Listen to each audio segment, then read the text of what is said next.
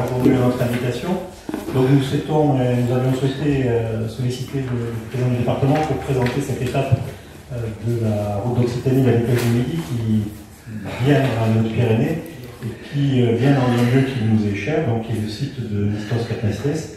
Et nous n'imaginions pas ne pas présenter cette étape ici au département, tant les liens entre le département et le niveau sont forts, et aussi l'attention du département à notre territoire est forte. Merci Michel Pellieu de nous d'avoir accepté d'organiser cette conférence de presse. Ce que je vous propose, c'est peut-être que ce soit Pierre Coven qui présente la course, l'étape, les raisons aussi peut-être pour lesquelles, Pierre, tu as imaginé cette arrivée à Nistos. Alors, c'est une arrivée finalement qui nous situe presque dans un anniversaire. On n'a pas fêté les 30 ans de la station, parce qu'on était sorti de Covid, c'était pas la bonne saison. Il y a eu, me semble-t-il, une saison où il n'y avait pas trop de neige. Mais finalement, cette arrivée de la route d'Occitanie à Nistos, cette étape, c'est aussi une façon pour nous de célébrer les 30 ans de cette station, le domaine du lieu, donc on pourra dire quelques mots après si vous souhaitez. Merci Johan, merci Monsieur le Président, cher Michel.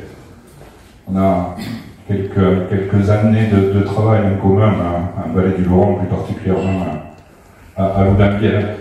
Je suis moi ravi d'être ici aujourd'hui. Je vais vous faire une petite présentation, on va dire générale de notre épreuve.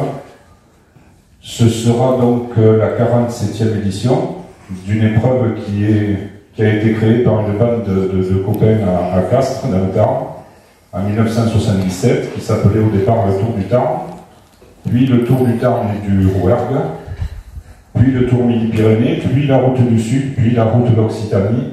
Il nous a semblé avec les élus de la région de faire coller le nom de notre épreuve à la nouvelle région. Ça avait beaucoup de sens. Donc elle se déroulera cette année du 15 au 18 juin. Nous partirons le jeudi 15 de Narbonne pour une arrivée à Cruissan.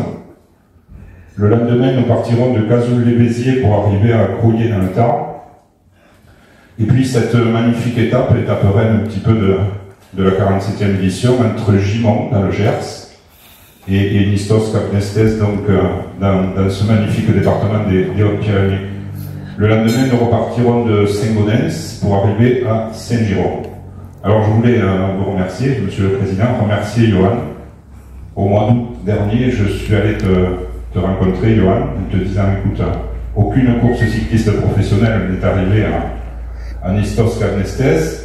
C'est un peu l'ADN de notre épreuve que de découvrir de nouveaux sites pour après y faire venir une plus grande course qui s'appelle le Tour de France. J'ai en mémoire le port de Balès, j'ai en mémoire Peyragudes, je crois.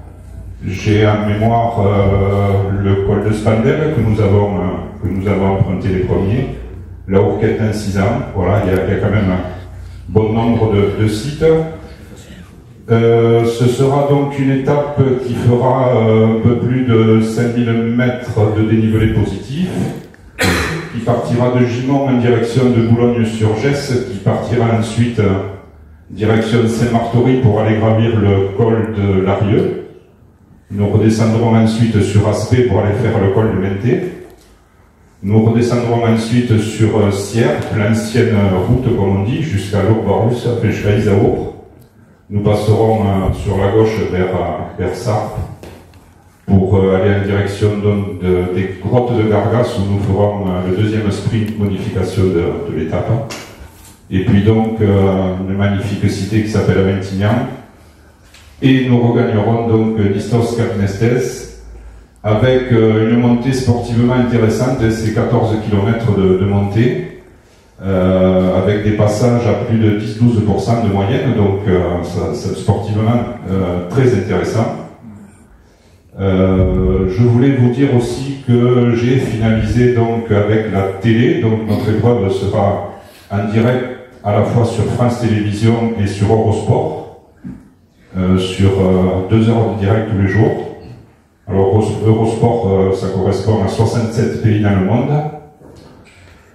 Aux commentaires, nous aurons Benoît Durand de France Télévisions Sport, et comme consultant, ça me fait extrêmement plaisir, bien sûr, puisqu'il a triomphé chez nous en 1996, ce sera Laurent Jalabert, avec un dispositif, alors nous sommes modestes, toute proportion gardée, nous aurons un dispositif digne du Tour de France, avec un avion de 9000 mètres, un voire deux hélicos sur l'étape de Nistos, plus des motosons et des moto-images donc à l'intérieur du peloton. Voilà, au niveau du plateau coureur, alors je vais commencer, une fois n'est pas coutume, nous avions échangé avec Michel il y a quelques jours, pour vous dire que nous aurons la présence de Bruno Armirail, notre petit haut-pyrénéen qui vient de briller sur les routes du Tour d'Italie, puisqu'il a porté 3 jours le maillot de leader. Nous aurons Benoît Cosnefroy qui sera le leader de la formation AG2R, la mondiale Citroën. Le vainqueur sortant, Michael Woods, le champion canadien pour la formation Israel Protect, sera accompagné de Chris Froome, 4 fois vainqueur du Tour de France. Voilà, et nous aurons énormément de coureurs français, notamment Nasser Bouani, et je pourrais vous en dire un petit peu plus dans 2-3 jours, puisque les listes de coureurs ne sont encore pas arrêtées. Un des leaders sera aussi le coureur colombien Ivan Sosa pour la formation Movistar Team. Voilà pour la partie coureur. Alors n'hésitez pas tout à l'heure à me poser des questions. Je vais passer la parole à Michel Pellieu ou Pascal. Et je voulais vous dire, je les ai reçus ce matin. Je suis heureux de vous dévoiler donc le maillot de meilleur grimpeur parrainé par le département de Haute-Pyrénées depuis de nombreuses années. Voilà, ils sont arrivés ce matin.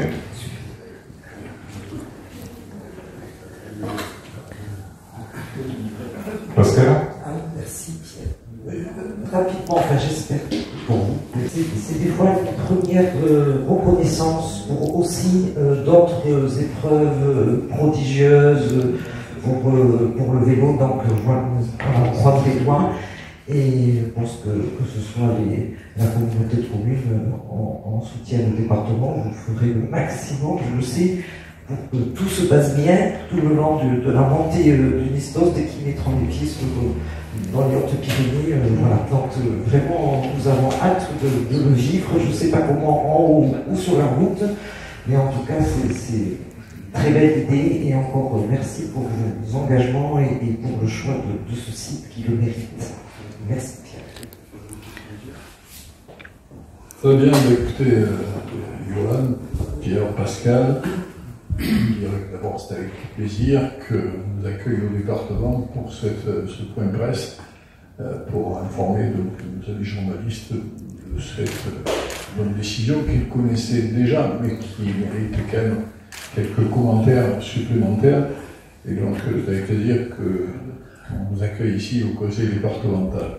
Bon, je vais me tourner d'abord vers Pierre, donc, parce que Pierre, je veux dire que c'est le Christian Prudhomme du Sud, l'organisateur de ce bel événement, et bon, c'est comparé à Christian Prudhomme, c'est un quel compliment, parce que c'est quelqu'un pour qui j'ai énormément d'amitié, de considération, et pour Pierre également, parce qu'il l'a rappelé, bon, il a passé une grande partie de sa vie d'agent de l'ONF à Loudonvielle. Donc on a souvent échangé, et au fur et à mesure qu'il a gravi des marches dans le monde du vélo, je me suis réjoui. Il était au départ avec nos amis de la route du Sud, je ne me rappelle plus, Francis Aurillac, voilà.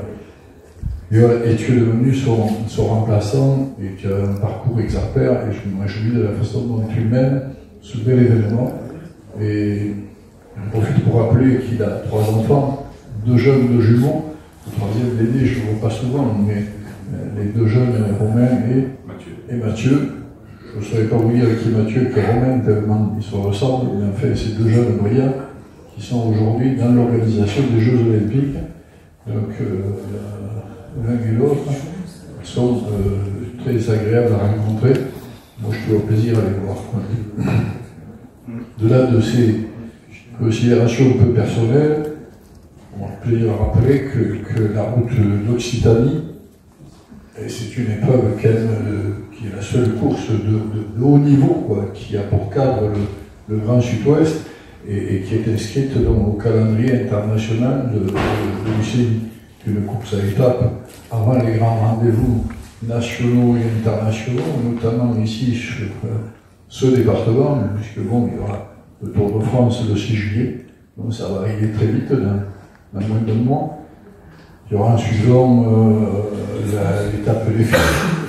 Oui, n'allez pas oublier les filles et les femmes notamment. Bon, l'étape des filles qui partira de la 2 hommes, qui aura une arrivée au Tour-Malais. Et donc il y aura ensuite, au mois de septembre, l'étape reine du Tour d'Espagne qui arrivera en haut du col du Tour-Malais. Alors l'étape reine du Tour d'Espagne, l'étape reine de la route d'Occitanie. Donc vous voyez que nous sommes rois dans ce département. Et en tout cas, je te remercie encore, Pierre, pour celui qui m'avait interrogé sur l'hypothèse d'une arrivée avec Nisto sur Camest, où j'ai répondu spontanément favorablement, parce que c'est vrai que c'est une belle montée, 14 km, c'est quand même un beau dénivelé, et tout ça.